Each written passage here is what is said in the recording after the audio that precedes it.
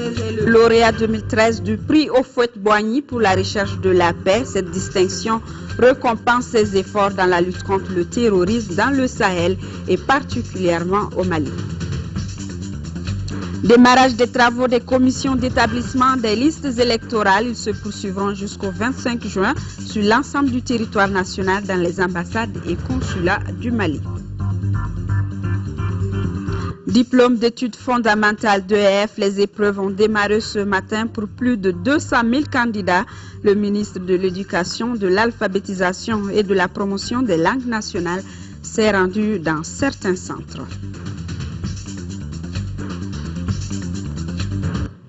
Mesdames et messieurs, bonsoir et bienvenue dans ce journal que nous ouvrons par ce communiqué du gouvernement. Mais avant, retenez que le Conseil des ministres s'est réuni en session ordinaire. Nous reviendrons au cours de ce journal sur le communiqué. Communiqué du gouvernement du Mali. Le gouvernement de la République du Mali porte à la connaissance de l'opinion nationale et internationale que suite aux exactions perpétrées sur les populations par des groupes armés à Kidal et dans les autres localités de la région, les forces armées et de sécurité ont poursuivi leur déploiement sur cette partie du territoire en vue de protéger les populations civiles et leurs biens. L'objectif recherché est de ramener la paix et la sécurité sur l'ensemble du territoire national, favoriser le retour de l'administration et le bon déroulement des élections dans un environnement sécurisé et à la date indiquée. Dans la matinée du 5 juin 2013, les forces armées maliennes ont pris le contrôle de la localité d'Anefis et environ après avoir mis en déroute les groupes armés appartenant au MNLA afin de protéger les populations contre toute forme de violence de la part des groupes rebelles. En ce moment précis, la localité d'Anefis et environnant est entièrement sous le contrôle des forces armées et de sécurité qui poursuivent leur progression. Par ailleurs, le gouvernement du Mali réitère sa disponibilité au dialogue pour recouvrer l'unité nationale et l'intégrité du territoire. Le gouvernement du Mali appelle les populations à rester calmes et vigilants. Et justement, Anefis, localité située à une centaine de kilomètres de Kidal, est désormais contrôlée par l'armée malienne. Après plus de 2 heures de combat, les groupes armés, avant de vider les lieux, ont vidé les lieux de Anefis. L'objectif visé par l'armée est de sécuriser les personnes et leurs biens et la reconquête de Kidal. Pour en savoir plus, Boubacar Touré a joint à la mi-journée au téléphone le chef des opérations, le colonel-major Didier Dako, qui se trouve présentement à Anefis. Je vous propose de l'écouter. Nous sommes actuellement à Anefis. Comment ça s'est passé, cette entrée de l'armée à Anefis? On est entré à Anefis il y a environ 3 à 4 heures de temps maintenant. Donc à notre arrivée, on a trouvé des éléments ennemis qui se sont mis à tirer sur nous. Bon, on a riposté et puis là, les combats ont duré environ 2 heures de temps. Finalement, ils ont fait...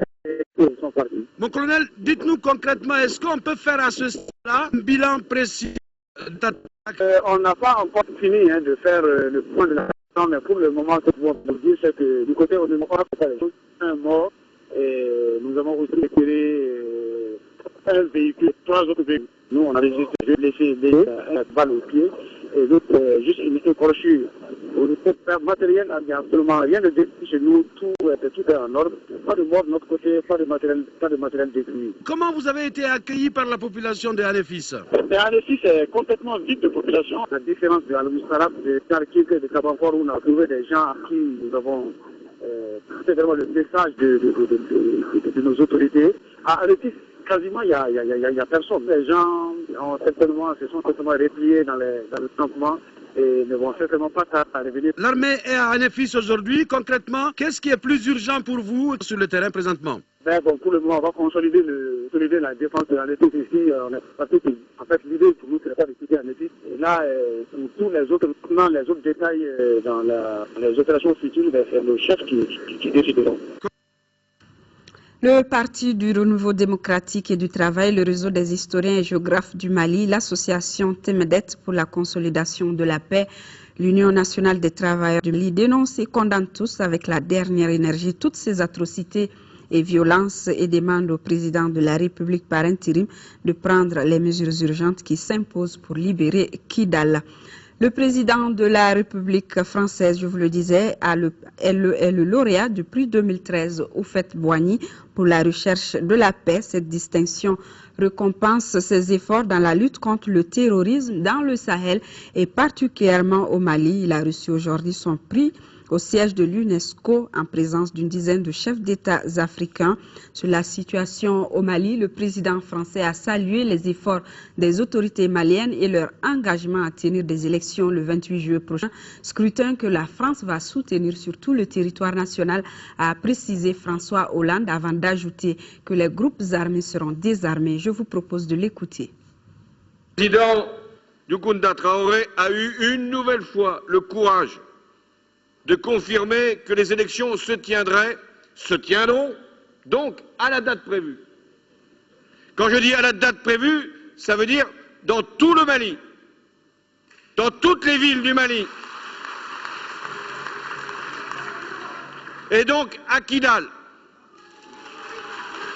comme partout au Mali.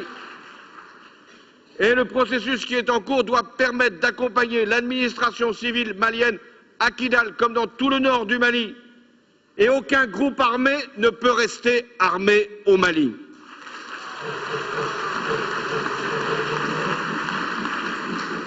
Les élections se tiendront donc à la fin du mois de juillet. Et je serai heureux, ainsi que les chefs d'État qui sont ici rassemblés et beaucoup d'autres, d'être présents pour l'investiture du nouveau président du Mali. Les détails de cette remise du lauréat du prix Houphouët-Boigny dans nos prochaines éditions. Je vous le disais également, le Conseil des ministres s'est réuni en session ordinaire le mercredi 5 juin 2013 dans la salle de délibération au palais de Koulouba sous la présidence du Premier ministre, chef du gouvernement. Après examen des points inscrits à l'ordre du jour, le Conseil a adopté des projets de texte et procédé à des nominations. Avec moi dans ce studio, Ibrahima Djombele pour vous livrer le contenu. Bonsoir Ibrahima. Bonsoir Asseta Ibrahim. Mesdames et messieurs, bonsoir. Au chapitre des mesures réglementaires sur le rapport du ministre de l'économie, des finances et du budget, le Conseil des ministres a adopté un des projets de décret portant approbation d'avenant à deux marchés relatifs aux travaux de construction de 100 logements sociaux 2x50 de type F5 DAL à Bamako, lot numéro 7 et 8, tranche 2011-2012 du programme 2011. Les marchés portant sur la construction de 100 logements sociaux de type F5 DAL à Bamako ont été conclus d'une part avec l'entreprise Aïcha BTP SRL, lot numéro 7 de 50 logements pour un montant de 1,228 milliard de francs CFA environ et un délai d'exécution de 150 jours. Et d'autre part avec l'entreprise malienne de construction mobile, lot numéro 8 de 50 logements pour un montant de 1,228 milliard de francs CFA environ et un délai d'exécution de 150 jours. Leur financement devait être assuré par le budget national. Cependant, l'exécution des 10 marchés a connu des difficultés de financement liées aux événements de mars 2012. Les présents avenants sans incidence financière ont pour but de prendre en charge ces difficultés en modifiant la source de financement et en ramenant le délai d'exécution de chacun des marchés à 240 jours. 2. Un projet de décret portant approbation de l'avenant numéro 2 au marché relatif aux travaux de construction d'une cellule d'enfouissement technique sur le site de la décharge contrôlée compactée de Noumoubougou, phase 2. Dans le cadre de la mise en œuvre de la stratégie de gestion des déchets solides du site de Bamako, le gouvernement de la République du Mali a conclu en 2009 avec la société Chesec un marché relatif à la réalisation d'une cellule d'enfouissement technique sur le site de la décharge contrôlée compactée de Noumoubougou, phase 2, pour un montant de 4,319 milliards de francs CFA environ et un délai d'exécution de 23 mois. Au cours de l'exécution des travaux, il est apparu nécessaire de réaliser des travaux complémentaires en vue de rendre étanche la cellule d'enfouissement. Le présent avenant d'un montant de 1,55 milliard de francs 55 millions de francs CFA environ donc, et un délai d'exécution de 8 mois est conclu dans ce cadre. Il va permettre la fourniture et la pose du complexe géomembrane, géotextile pour assurer l'étanchéité de la cellule. Le financement est assuré par le budget national. Et sur le rapport du ministre du Logement, des Affaires foncières et de l'Urbanisme, le Conseil des ministres a adopté un projet de décret portant affectation de parcelles de terrain au ministère de l'Artisanat et du Tourisme. Le ministre de l'Artisanat et du Tourisme a sollicité et obtenu du ministre du Logement, des Affaires foncières et de l'Urbanisme des parcelles de terrain sises à Ségou et à San au profit de la conférence régionale des chambres de métiers du Centre de ressources artisanales de la région de Ségou et de la Chambre des métiers de San pour la réalisation de leur siège. Les titres fonciers affectés sont TF numéro 62 de Ségou d'une superficie de 1 hectare 22 ar 51 centiares. TF numéro 7226 de Ségou, sise dans la commune urbaine de Ségou d'une superficie de 31 ar 51 centiares. TF 1193 de 100, sise dans la commune urbaine de 100 d'une superficie de 3 hectares. Ces affectations permettront aux structures concernées de disposer d'infrastructures adéquates pouvant favoriser l'épanouissement de l'artisanat et d'assurer la promotion et le suivi des artisans de la région de Ségou. 2. Un projet de décret portant affectation d'une parcelle de terrain au ministère de la Jeunesse et des Sports. Le ministre de la Jeunesse et des Sports a sollicité et obtenu du ministre du Logement, des Affaires foncières et de l'Urbanisme l'affectation à son département de la parcelle de terrain d'une superficie de 42 ar 79 centiares, objet du titre foncier numéro 1508 de la commune 2 du district de Bamako situé à Médina Kora, avenue de la Liberté. La dite parcelle comporte des bâtiments abritant le ministère de la Jeunesse et des Sports et certains de ses services techniques. Cette affectation a pour objet de régulariser la situation d'occupation par le ministère et ses services. Au chapitre des mesures individuelles, le Conseil des ministres a procédé aux nominations suivantes au titre de la primature, contrôle général des services publics. Contrôleur des services publics, M. Mekidjan Diallo, administrateur civil. M. Adama Sagno Keita, ingénieur des constructions civiles. Mme Sidibé Assanatou Doussoubasso, administrateur de l'action sociale. M. Mamoudou Keita, inspecteur du Trésor. Assata Ibrahim. Merci Ibrahima Diombele. Vous restez avec nous. Nous poursuivons avec la mission de soutien africaine au Mali, MISMA, qui accompagne les autorités dans la sécurisation des zones libérées. La MISMA ne peut pas cependant se substituer à l'armée malienne. Ce sont les propos du porte-parole de la MISMA, Yao Adjuma, au cours de la traditionnelle conférence de presse de la MISMA. Ramata Konati. Aujourd'hui, les Maliens se demandent incessamment où en est-on avec la présence de l'armée malienne à Kidal, région où les bandits armés dont le MNLA persécutent les paisibles citoyens. Le porte-parole militaire de la MISMA, Yao Adjoumani, tente de répondre à cette question. Nous sommes en soutien. Comprenez bien ce mot. Nous sommes en soutien. Nous ne nous substituons pas à l'armée malienne, ni au gouvernement malien. Quant à la question relative au retrait des troupes tchadiennes de Kidal, le porte-parole Adjoumani dira que c'est une planification des opérations et non une demande de la France. Le retrait progressif de cette dernière s'explique ainsi. La France va nous aider. Elle va nous aider. Même si elle se retire, le président français a décidé qu'il y ait 1 millier de Français ici. Ce millier va travailler de sorte à ce que nous soyons renseignés. Au fur et à mesure de l'évolution des choses, ce milieu va travailler de sorte à pouvoir intervenir avec promptitude en cas de besoin. Et ce milieu sera là pour soutenir la MINUSMA. La MINUSMA remplacera la MISMA à partir du 1er juillet prochain. Aucune information sur le calendrier ni sur les dirigeants de cette force n'a cependant été dévoilée au cours de cette rencontre. Une délégation de parlementaires britanniques à mission dans notre pays a été successivement reçue en audience par le président de l'Assemblée nationale par intérim et par le président de la commission dialogue et réconciliation au centre des entretiens, l'insécurité et la lutte contre le terrorisme. Mamari Kone, compte rendu. Après l'Algérie, le Maroc, la Tunisie, l'Égypte et la Libye, les membres de la commission Affaires étrangères du Parlement britannique sont venus échanger avec le président de l'Assemblée nationale par intérim sur l'instabilité et la lutte contre le terrorisme. Ces parlementaires mènent actuellement une enquête sur ces deux phénomènes en Afrique de l'Ouest et du Nord. Nous avons discuté avec les parlementaires maliens la situation ici et dans le reste de la région. Je suis très heureux avec les discussions que nous avons eues cet après-midi avec les membres du Parlement malien et nous attendons avec anticipation la continuation de la processus démocratique au Mali et le retour à un Mali stable et prospère. Après l'Assemblée nationale, la délégation parlementaire britannique a été reçue par le président de la commission Dialogue et Réconciliation.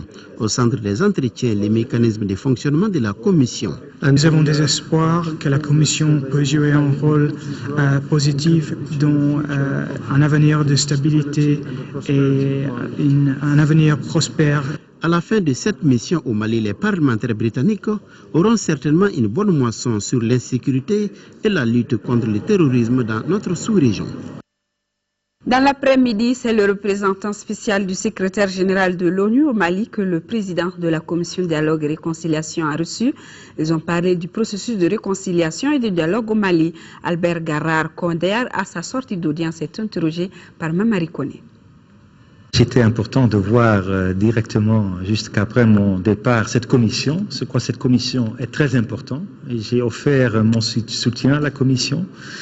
Je crois après la crise profonde que connaît le Mali, c'est important maintenant de trouver les manières les plus efficaces pour la dialogue, pour la modération, pour se parler entre les différents groupes et la communauté. Ce n'est pas un travail facile, mais j'ai compris qu'il y a maintenant une commission avec 33 membres. J'ai offert de côté de la communauté internationale, de moi-même, tout le soutien possible. Maintenant, c'est, je crois, important pour la population malienne de voir cette commission qui s'occupe avec la vérité, avec la population qui peut parler et se réconcilier. Ça, c'est un thème important. C'est pour cela que j'avais l'honneur de voir le président dans mon premier 24 heures dans le pays.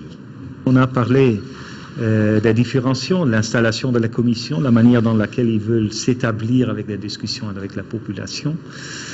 Et aussi, j'ai dit, voilà, c'est tellement important, on va vous soutenir où c'est possible, dans la manière si c'est possible, aussi pour créer un sentiment des Maliens qui peuvent se parler, se réconcilier. Le président de la commission Dialogue et Réconciliation a également reçu une délégation de la Commission africaine des droits de l'homme et des peuples. Ses membres ont réitéré leur soutien à la commission. Écoutons Mme Reine Alapini Gansou à sa sortie d'audience au micro de Moussa Fani.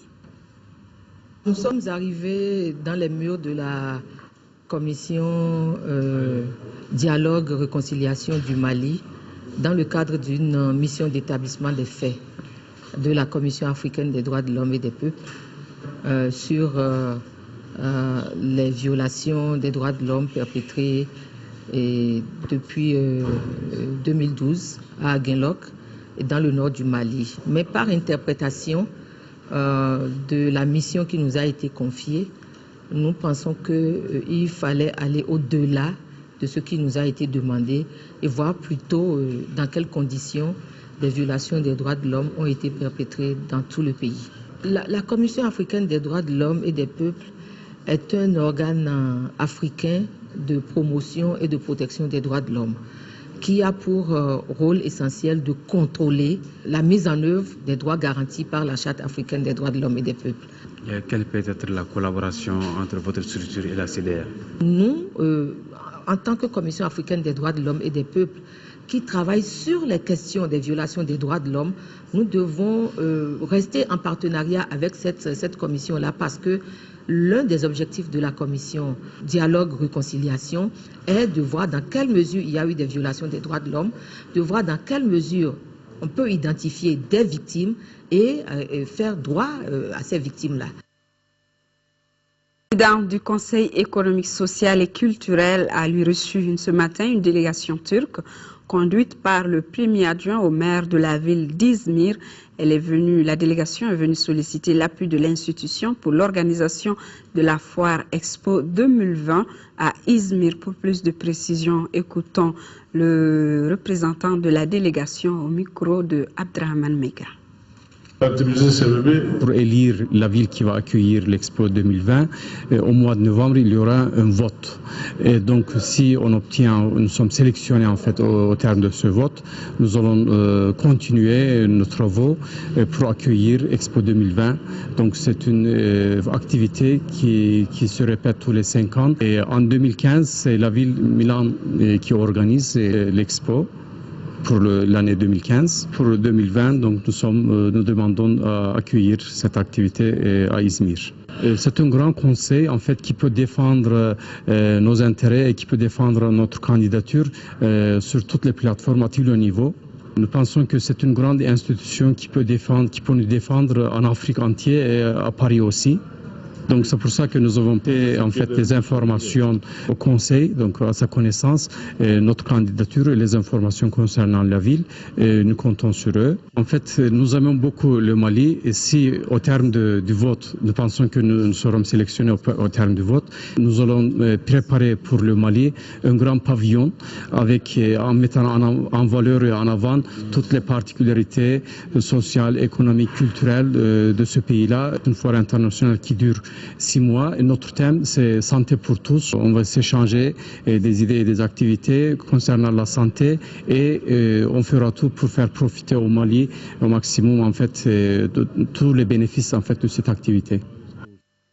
Les examens scolaires de fin d'année 2012-2013 se poursuivent avec ceux du diplôme d'études fondamentales d'EF. Plus de 200 000 candidats sont au rendez-vous. Le ministre de l'Éducation, de l'Alphabétisation et de la Promotion des langues nationales s'est rendu ce matin dans certains centres d'examen pour s'enquérir des conditions de démarrage. Nado Dambélé. Ils sont 204 595 de l'école classique, 14 162 de l'option arabe et 11 952 candidats libres, soit au total 218 797 à subir les épreuves du diplôme d'études fondamentales DF. Épreuves qui ont démarré ce matin à 8 h en présence du ministre des tutelles. C'est le centre de Kalabankroa 2 sur la rive droite, avec 29 191 candidats, Marie Diara 3 et la Médersa El Hilal El Islamia de Missira sur la rive gauche avec 29 768 candidats qui ont reçu la visite du ministre. Ici, nous sommes dans un centre où on fait le DF arabe. Nous sommes venus témoigner, n'est-ce pas, pour leur dire que pour nous, l'école, c'est l'école. Ce qui nous intéresse en premier chef, ce sont les enfants. Après l'ouverture solennelle de l'enveloppe contenant les épreuves, le ministre Bokar Moussa Diarra a souhaité courage et bonne chance aux candidats, sans oublier les enseignants et tous les autres acteurs de l'école. Les examens se déroulent dans la parfaite sérénité et dans des conditions absolument normales. Je voudrais pour cela féliciter tous les enseignants du Mali qui l'ont rendu possible. Et aussi de saluer le comportement des enfants. Dans ces périodes difficiles, ils ont suivi les cours avec beaucoup de détermination. En raison de la crise qui a durement frappé les écoles des régions septentrionales, les candidats de ces régions soumis à une année scolaire spéciale subiront leurs épreuves dans les prochains jours. Dans les autres régions, les examens scolaires de fin d'année se poursuivront la semaine prochaine avec les épreuves du baccalauréat. Les élèves qui ont déjà fini avec les épreuves de rédaction, histoire, géographie et aussi anglais poursuivent demain. Bonne chance à tous. Conférence de presse de l'Institut national démocratique et le Centre malien pour le dialogue interparti et la démocratie. Objectif, permettre aux médias d'assurer une bonne couverture pendant l'élection. Garibou Pérou. Cette conférence de presse sur le code de bonne conduite des partis politiques et des candidats aux diverses consultations électorales au Mali est animée par l'Institut national démocratique et le Centre malien pour le dialogue interparti et la démocratie. Étant donné que le processus électoral en Afrique est très fragile, Il s'agit donc tout simplement de proscrire toute forme de violence pendant et après les élections au Mali. Les conflits électoraux ou les litiges électoraux, de préférence de manière pacifique, que cela soit réglé.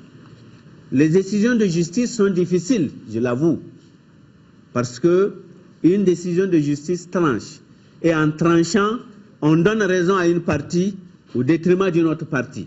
La réussite de ce code de bonne conduite demande l'implication des organes de presse, dans la mesure où ce code n'est pas un texte législatif et réglementaire, mais un engagement des partis politiques. Si les partis politiques sont des acteurs principaux de tout système démocratique, les médias publics privés aussi sont des vecteurs indispensables pour la diffusion et la vulgarisation des dispositions légales. Il existe aujourd'hui sur la scène politique malienne plus de 140 partis politiques, parmi lesquels 42 sont signataires de ce code de bonne conduite. Il est aussi du devoir de ces différents partis de se faire représenter par des délégués dans les 25 000 bureaux de vote prévus pour les élections à venir, sans oublier la distribution des cartes pour atteindre un taux de participation élevé. Démarrage des travaux des commissions d'établissement des listes électorales dans la région de Sikasso. Le chef de l'exécutif, à la tête d'une forte délégation, était sur le terrain pour constater l'effectivité des travaux. Le compte-rendu de Sekou Konati. Première étape de cette visite, la commune urbaine de Sikasso. Et c'est l'hôtel de ville qui abrite la commission. Là, le dispositif est bien en place, avec une présence effective des agents de l'administration. La disponibilité des documents de travail pour les opérations de radiation et d'enregistrement des transferts. Les représentants des partis politiques, eux, ont brillé par leur absence au démarrage des travaux. 4 sur 13 attendus. Dans la commune rurale de Kabouila, à 12 km de Sikasso, deuxième étape, le constat est le même au plan de l'organisation, avec un plus, avec la présence effective des représentants des partis politiques. Par rapport à ce que j'ai vu pour le moment, je pense que le démarrage est bon. Tout le matériel est en place, les agents sont en place. Bon, il est vrai qu'au niveau de la commune urbaine, par certainement manque d'informations, certains partis politiques ne sont pas encore là. Mais vous avez vu à Kabouila ici, tous les partis politiques sont presque là.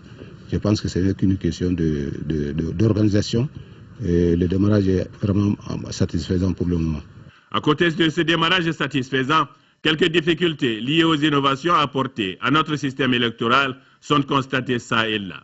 Déjà, je crois que nous sommes à pied d'œuvre avec la DG et le ministère.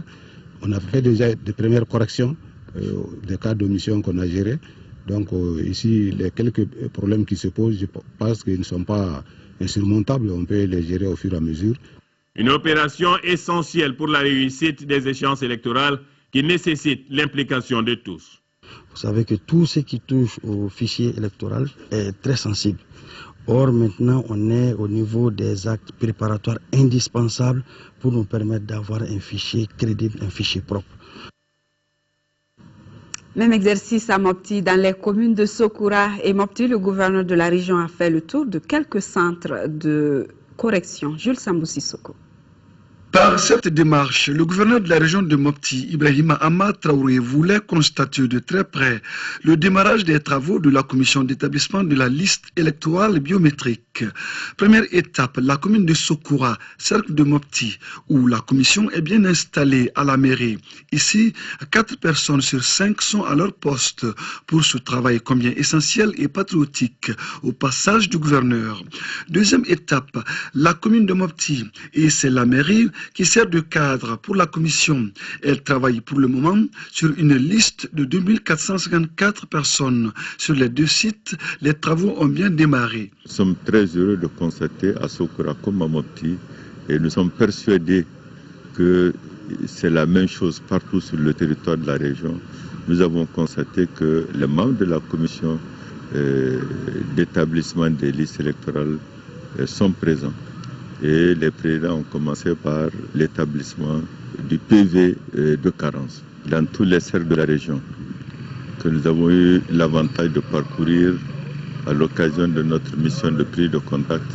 Les maires, les sous-préfets, les préfets ont déclaré, et ça a été vérifié sur le terrain, l'important travail préparatoire qui a été abattu pour préparer les populations aux échéances électorales de 2013. Ici, tous mesurent toute l'importance du travail à cette phase du processus électoral de 2013 au Mali.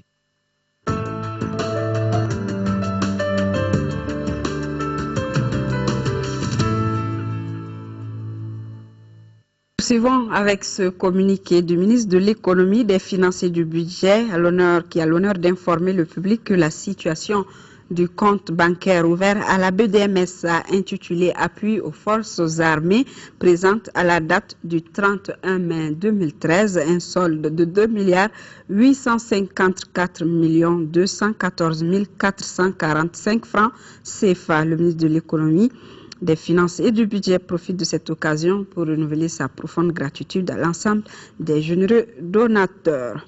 Cet autre communiqué, le président de l'Assemblée nationale qui porte à la connaissance des honorables députés qu'une séance plénière de la session ordinaire en cours se tiendra le jeudi 6 juin 2013 et jour suivant s'il y a lieu à partir de 10 h dans la salle Modibo Keïta. Le projet d'ordre du jour porte sur des questions orales adressées au ministre de l'Économie, des Finances et du Budget, au ministre de l'Éducation, de l'Alphabétisation et de la Promotion des langues nationales, des délibérations sur des projets de loi intéressant la vie de la nation, des communications. Penser, manger, préserver, dites non au gaspillage alimentaire, c'est le thème de la Journée mondiale de l'environnement célébrée ce 5 juin. Dans un message, le coordinateur résident des Nations Unies au Mali invite à sauver plus de 870 millions de personnes malnutries à travers le monde. Écoutons Aurélien Agbenonsi, coordinateur résident du programme des Nations Unies au Mali. Il est au micro de Fademba Keïta. Nous vivons dans un monde d'abondance où la production alimentaire dépasse la demande, mais où 870 millions de personnes sont sous-alimentées et où les retards de croissance des enfants est une pandémie silencieuse. Dans les pays en développement, les insectes nuisibles, les installations de stockage insuffisantes et les chaînes d'approvisionnement inefficaces sont les grandes causes des pertes alimentaires. Dans les nations développées, les aliments que jettent les ménages, les détaillants et les restaurants pourrissent dans des décharges émettant d'importantes quantités de méthane, gaz puissant à effet de serre. Or, nous pouvons tous nous attaquer aux pertes et au gaspillage alimentaire. C'est pourquoi le Programme des Nations Unies pour l'environnement, l'Organisation des Nations Unies pour l'alimentation et l'agriculture et les partenaires du secteur public et du secteur privé ont lancé la campagne « Penser, manger, préserver ».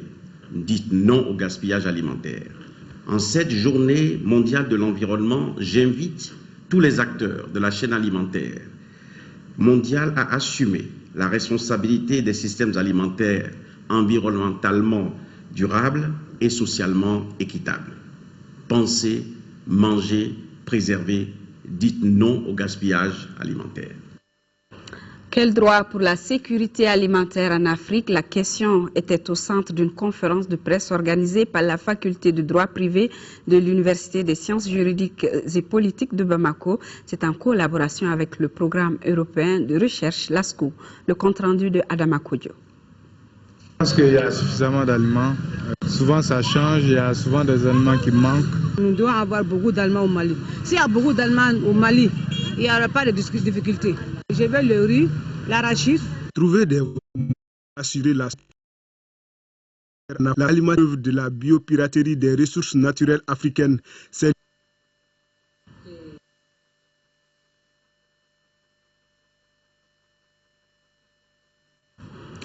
Nos excuses, un problème technique.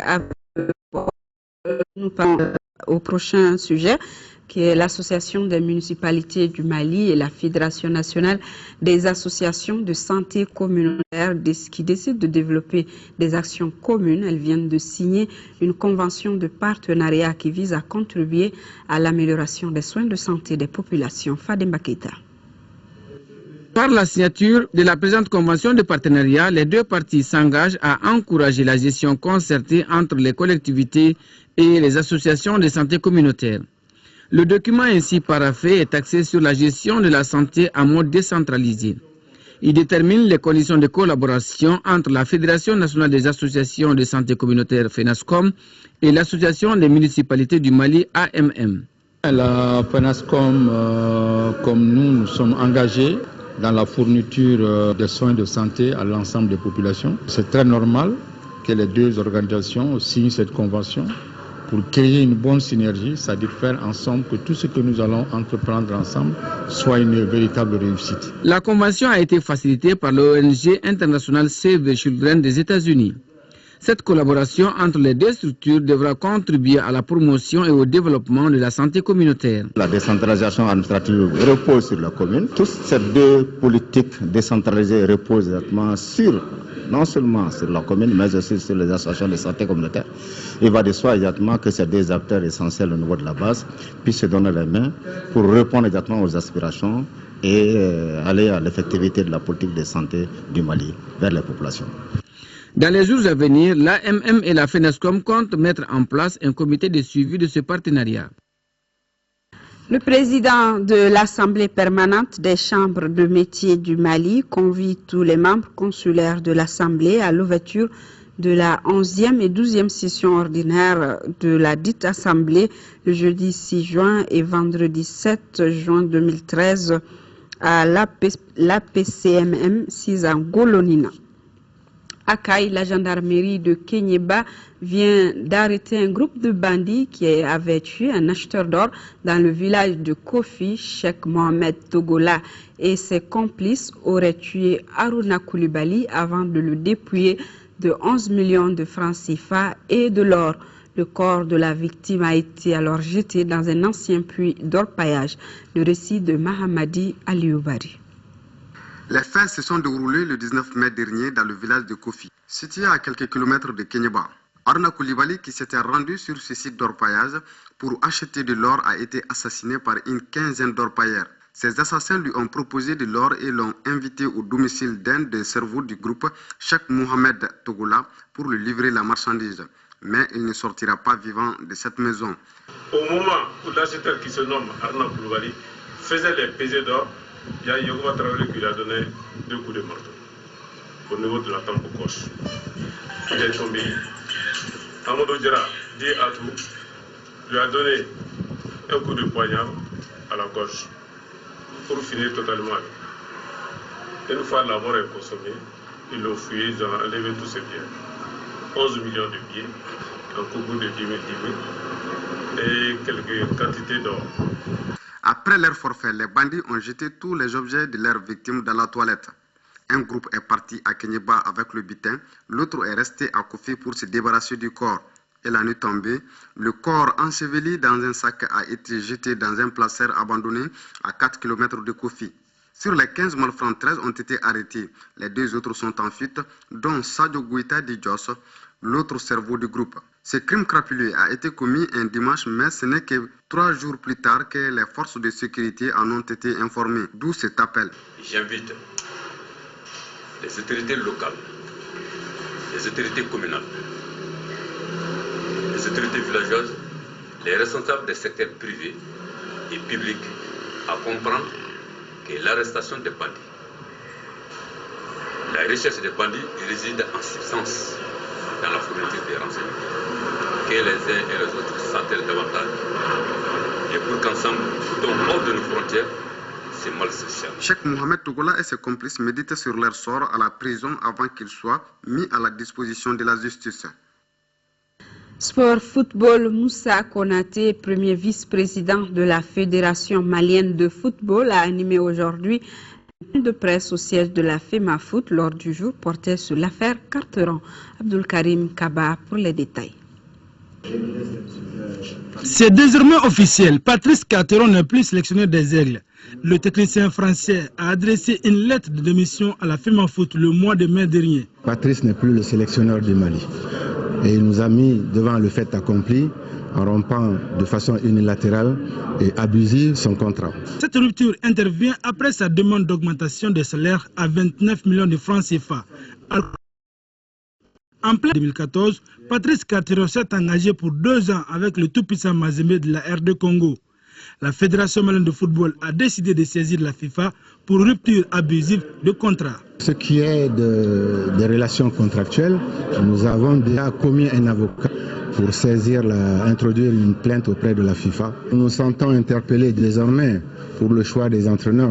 Il va falloir pousser les investigations, mais je pense que c'est dans ce monde-là, il y a des gens qui sont corrects, il y a des gens qui le sont moins, et là nous sommes tombés sur quelqu'un. Amadou Pathé Diallo, sélectionneur adjoint, assure l'intérim pour les matchs des éliminatoires de la Coupe du Monde Brésil 2014. D'ailleurs, le Mali jouera contre le Rwanda dimanche prochain et le 16 juin contre le Bénin ici à Bamako au compte de la 4e et 5e journée. Présidentielle 2013, les vrais enjeux, c'est le nouvel espace d'information ouvert par l'ORTM pour accompagner le processus électoral. Et pour démarrer cette nouvelle émission, Youssouf Touré et Boubacar Touré, un duo Touré donc, lancent le débat sur les bases de refondation du Mali nouveau après le scrutin du 28 juillet 2013. Sur leur plateau, ils reçoivent comme invité Mme Boiré Félicie Soko, spécialiste en droit du développement, le professeur Doulaye Konaté, historien, Abdelkader Diko, spécialiste en droit public, et Djibril Ba, ingénieur conseil en PME et finance. Un débat à suivre après cette édition qui s'achève. Merci de l'avoir suivi.